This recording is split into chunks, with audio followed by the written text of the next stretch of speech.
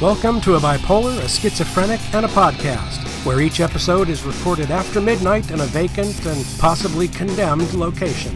Now here are your hosts, Gabe Howard and Michelle Hammer. Hello everyone, and welcome to a bipolar, a schizophrenic, and a podcast. My name is Gabe Howard, and I live with bipolar disorder. Hi, I'm Michelle Hammer, and I'm schizophrenic. No, you live with schizophrenia.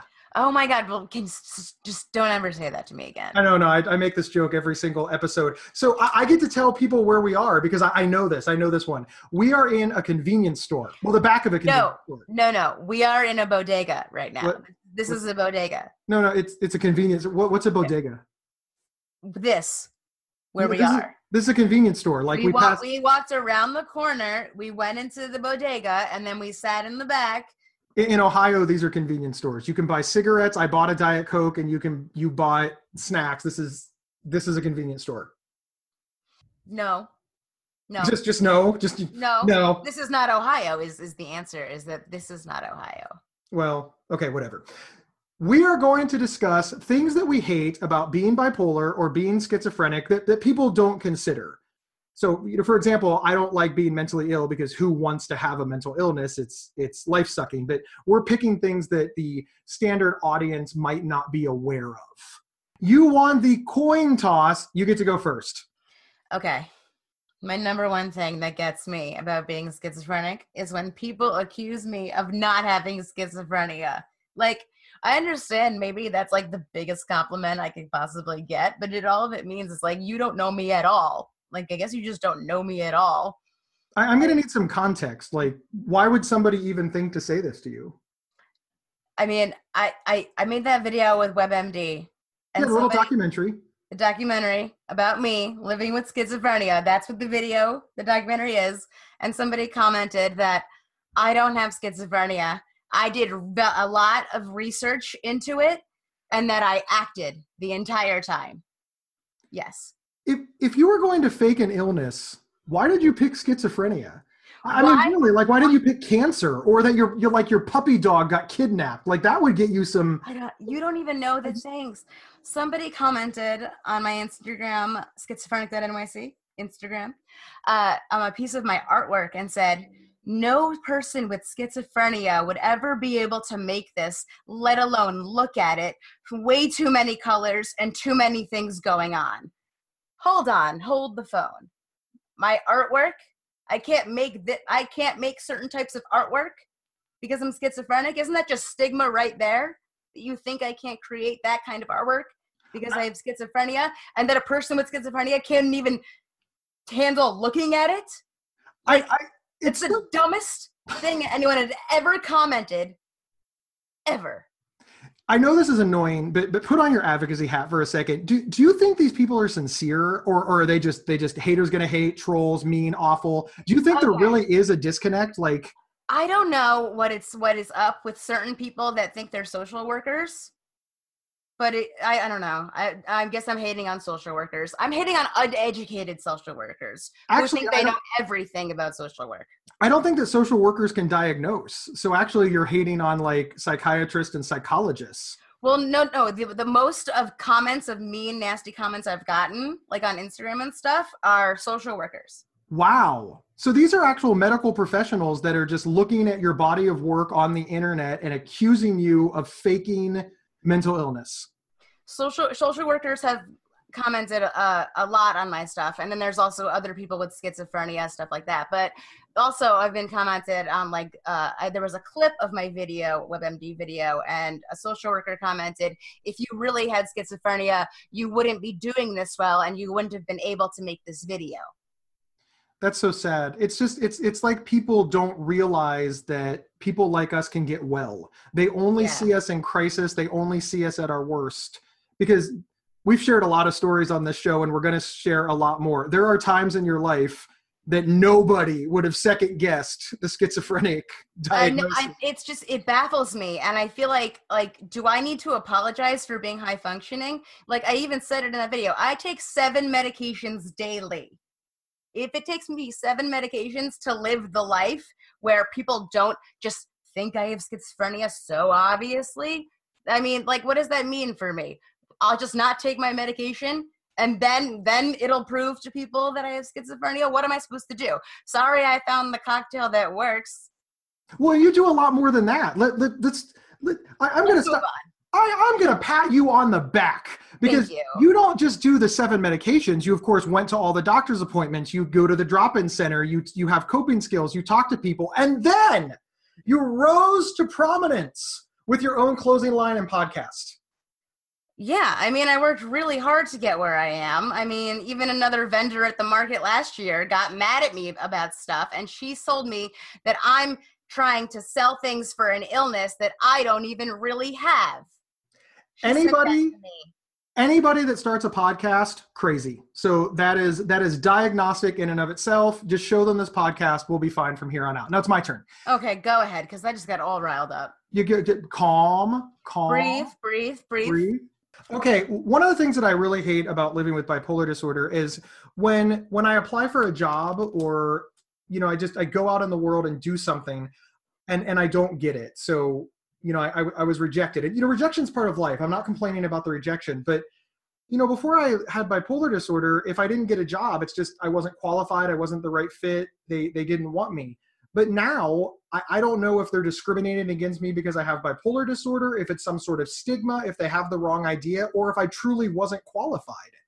And I'm a woman. I'm aware.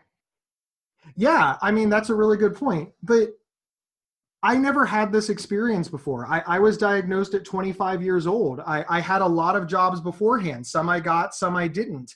But whenever I didn't get the job, I always knew it was because I didn't qualify. Well, now it could be because I had bipolar disorder. And I understand that that's got to stink, if you're a woman or a minority, or you're being discriminated against for religious beliefs or, your sexuality, et cetera. But this is not an experience that I've had before. And it's not right that it happens to those folks either. Mm-hmm. I don't know how to process that with. Please don't write me 100 letters telling me that I'm a privileged white guy. I understand that I'm a privileged white guy. But you're with red hair, so it's a little not as privileged. I am a soulless ginger, but this is one of the things that I really dislike about having bipolar disorder. There was a little piece that went away.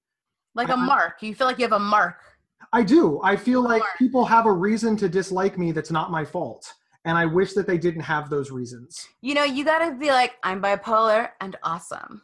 I mean, I am bipolar and awesome. But some people exude awesome. I do exude awesome, but some people hear you live with bipolar disorder or you have bipolar disorder. They think all kinds of stereotypes and they don't want me for the project, job, whatever. It's terrible how often this comes up, but people don't deal with you straight. I got fired from my job and I was told it was for all of these reasons that didn't exist.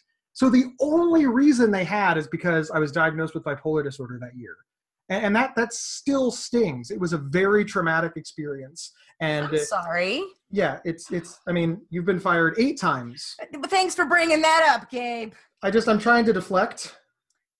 But doesn't that suck? You weren't fired because you weren't good at your job. You were fired because of the stigma of mental illness. I was fired for not being capable of handling a full-time job while having schizophrenia.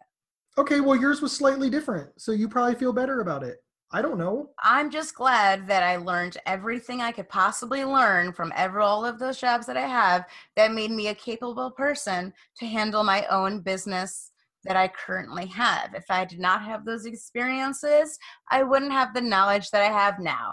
Take everything negative and turn it into a positive. That's how I roll. I am positive that you're an idiot. Shut up. What's your next one? Okay. Now, I'm all about medication, but there's one little name of a medication, not the name of a brand, that just makes me a little uneasy just because of other people, more of other people's reactions. The anti-psychotic. Why must you name a pill an anti-psychotic? Because the soon as you tell somebody, oh, I'm on an anti-psychotic, they go, you're psycho? Are you a psycho? You're a psycho. Where it's like, even when you're younger or you're a kid, you don't really want to be on meds. Oh, try this pill. Oh, what is it? It's an antipsychotic. I'm not psychotic. I'm not taking that pill. I think there could be a better name just because, psychotic has a lot of stigma associated with it that I really don't think can be removed. You know, what I think is interesting is the first thing that I thought about is, you know, Viagra. They call it an ED medication. So that's what they always say, for ED, because ED sounds a lot better than don't have a boner, get one. Or you know, Dixafloppin. This can fix it. Yeah, wait. I'm now going to make a vitamin called Dixafloppin. But it's true. They didn't, you know, they don't call it a penis pill. It's erectile dysfunction. I mean, they really made it sound, and then they say ED medication, erectile dysfunction. They don't say, are you an old dude that can't get it up? Take Viagra. They've made it. So I see what you're saying. The name of this medication, it's anti-psychotic. Wow. I'm not scared of you. I mean, I'm on an anti-psychotic as well, but it's just not a good name. Yeah. You know, it's not a good name. What name would you pick if you could? So you now own the pharmaceutical companies, like all of them. You are richer than all the world leaders combined because you're a pharma exec now. And so I have a baller apartment then. No, you still make bad decisions. But but what would you call them? Like, what class of medications could they be? Like anti-hallucinogen? Well, they could just be like, you know, like maybe instead of anti-psychosis, we could go like the pro. So instead of instead of anti-psychotic, we could be like, you know, the pro normal brain functioning class of medication. You know, pro. I'm trying to come up with a word right now, and I can't think of pro stability. A pro-stability pill. A nice pro-stability pill. A pro-stability pill. A pro-stability pill. There you go.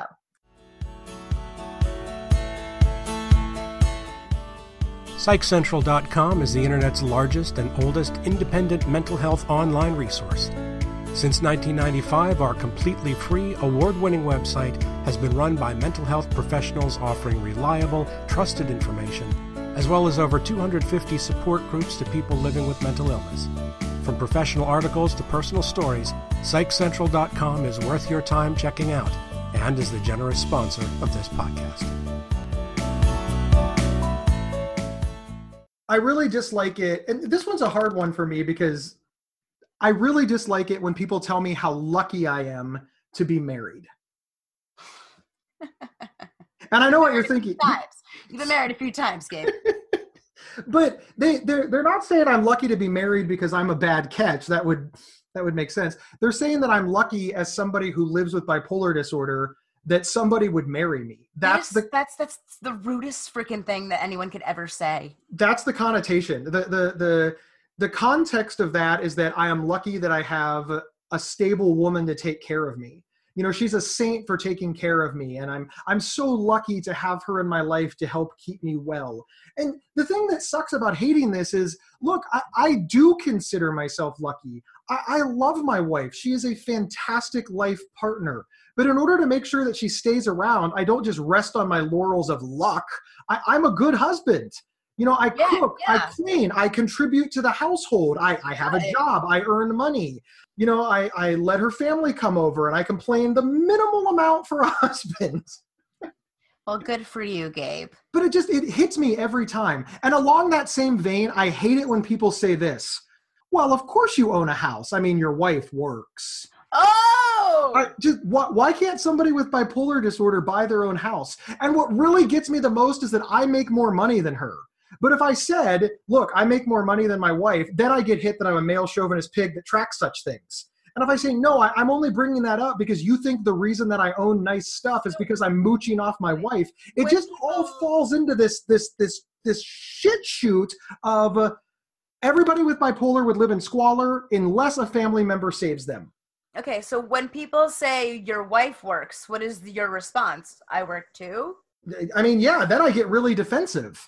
You know, I pay for half of this stuff. Why don't I get credit for my half of the contribution? Do people ever say things to your wife like, oh my God, you married a bipolar guy? They do, but you know, my wife is the most optimistic person in the entire world. And my joke is that if our house caught on fire, she would become so excited because it meant that we could have s'mores. And Well, that's I know just... how to cause a fire. You put a splice box in your wall. No. I didn't put it in there. I didn't put it in there. Somebody else did. Stay out of my house. But she's so optimistic and so kind and so sunshiny and so caring that I don't think she understands the underlying context. When people say things like, Gabe is so lucky to have you, she thinks to herself, I'm so lucky to have Gabe. We're lucky to have each other. And then she moves on. And that makes her so sweet. But what I hear is, wow, that guy would be nothing without you. He would achieve nothing except that he has you. You are his whole stability. You are his whole world. And that is such stigma. That is stigma at the schwazoo. It is. It kills me every time. And it hurts my feelings. But it's so hard to combat because what do I say? I am not lucky. I don't need her. It's a PG-13 show. What I'm actually thinking, I can't repeat. All right, it's your turn. I'll piggyback off of yours and say, it cannot bother me more when people ask me if I'm going to have kids because I might pass on schizophrenia to them. We'll pass them on to the children?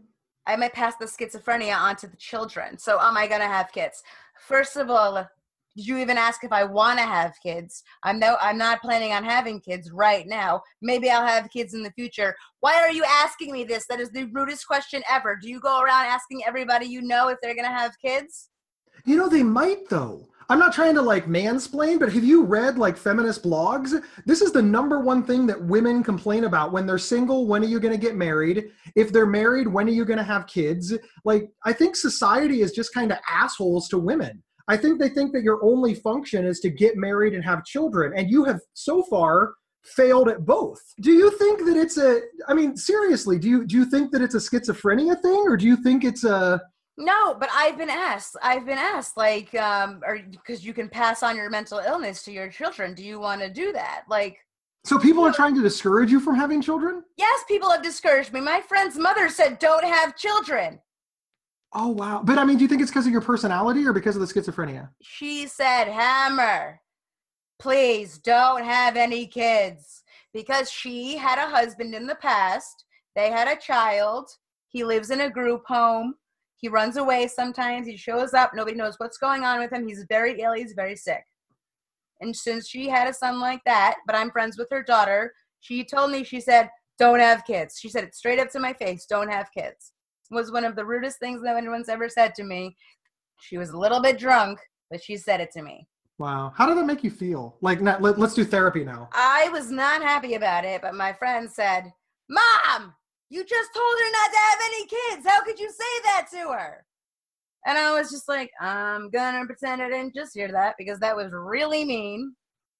But I'm just saying, I've been asked many times, are you going to have kids because the schizophrenia, you could pass it on. You don't want to have a schizophrenic child. But does that hurt your feelings? Be honest.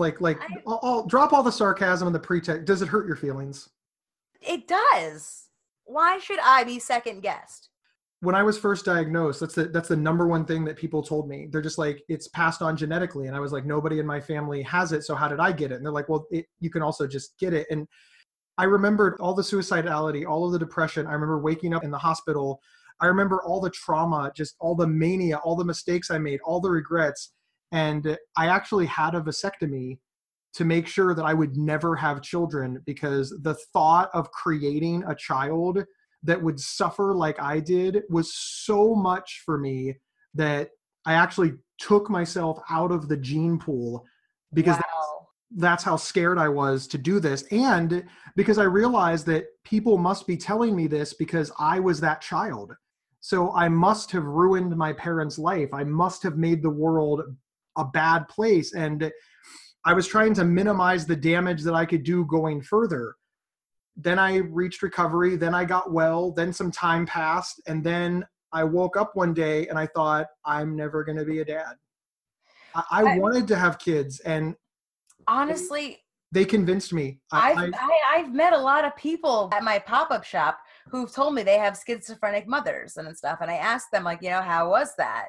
And all of these people were not schizophrenic. They did not have a mental illness. A lot of people tell me about their moms and their dads or the people in their family, and that they're fine.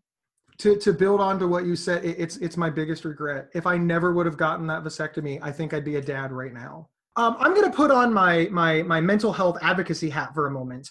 And one of the things that I really dislike is the Cover up that ginger. Cover up my ginger hair, yeah. I really dislike the general public's belief that treatment is available for everyone. That all you have to do if you have bipolar disorder or any mental illness is be like, hey, I want treatment, and all of a sudden the red carpet is rolled out. The truth of the matter is it was available for me. I got to see a psychiatrist every 6 weeks. I got to stay in a hospital for as long as I wanted. I went to outpatient treatment programs because I had money, I had health insurance, I had top-notch family and friends advocating for me and keeping watch, and I could pay for everything I wanted. So for 4 years, I consumed hundreds of thousands of dollars in treatment and could try cutting-edge medications, and I could switch my meds over and over again. And even with all that money and all those resources and all that health insurance in a big city, it still took me 4 years to reach recovery. Now pretend that I had no money, no family, and no health insurance. I could see a doctor every 6 months for 12 minutes if I was lucky.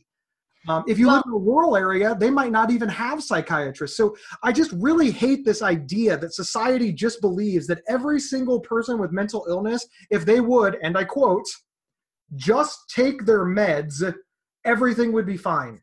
It's not that simple. And I hate that people think it is. The story that I always tell, that what sparked my whole thing for my clothing line, was that I was living here. I had my roommate, Ben, and I told Ben that I had schizophrenia, and I didn't hide anything in front of him. I talked to myself in front of him. He would just kind of point it out and be like, yeah. And then I'm riding the train one day, and I look down the train, and there's a schizophrenic homeless guy talking to himself in the exact same way that I do it. Like, basically, it was the exact same way. And I thought to myself, what's the difference between me and this guy? And I said, I have family, friends, and a doctor. And I realized right then, if I didn't have those three things, I could be a homeless girl doing the exact same thing that guy is doing. And I just realized how lucky I feel like telling all people all the time that I'm the luckiest schizophrenic because I have family, friends, and a doctor. If I didn't, I'd be done. I'd be done for. If I didn't have my doctor, I wouldn't have my meds. I wouldn't be able to do anything. If I didn't have my parents, I wouldn't have been able to get on the certain insurance that I have to even have a doctor. This bothers me more than anything because it means that care is only available to those who are lucky and can afford it. Yes. And that other people who are willing to get help, who are willing to work hard, they're looked down upon as lazy, when in actuality, they just don't have the opportunity or the chances. I work with people every day in my job, people that are willing to take meds. They just can't get to a doctor to get them to prescribe them. They're willing to go to therapy, but they can't afford a therapist and they have no insurance, so it's not covered. They're on these huge waiting lists. So it's like, I'm ready, willing, and able to get help today, but my appointment is in 4 months. You know what happens in 4 months when you're homeless? Winter. You know, people are dying because they can't get help. And for whatever reason, this is not looked upon as a health crisis, but as a failing, usually a moral failing of people with mental illness. And I freaking hate that. I hate that. It's terrible. It's terrible. You're sick and you're judged. And I was judged, but at least I had a fighting chance. And I just want to I want to create the space so that everybody can be Gabe. I don't want to be special. I want every single person that's diagnosed with a mental illness or needs to be diagnosed to have the same access to care I did. Because it gets me. It bothers me that I get to sit here and somebody else has to sit over there. And it's not because I worked harder, because I deserved it. It's just because what? My parents didn't suck? That's really it. That's really what it comes down to. I had a family that loved me. And those people came from a family that had a different way. I'm not saying their family doesn't love them, but they could all be sick. Or I hate that it's luck. I want mental health care to be intentional. And I hate that it's not. Thanks everybody for tuning in. Next week, we revert to Columbus, Ohio, where we have a brand new batch of abandoned and vacant locations after midnight with Gabe and Michelle. We will see you next week. Please like us on Facebook, follow us on social media, give us a review and subscribe on iTunes. This is all Michelle has. Hey! If this doesn't work, she will be homeless. Hey. See you next time. You've been listening to a Bipolar, a Schizophrenic, and a podcast. If you love this episode, don't keep it to yourself. Head over to iTunes or your preferred podcast app to subscribe, rate, and review. To work with Gabe, go to gabehoward.com. To work with Michelle, go to schizophrenic.nyc. For free mental health resources and online support groups, head over to psychcentral.com. The show's official website is psychcentral.com/BSP. You can email us at show@psychcentral.com. Thank you for listening, and share widely.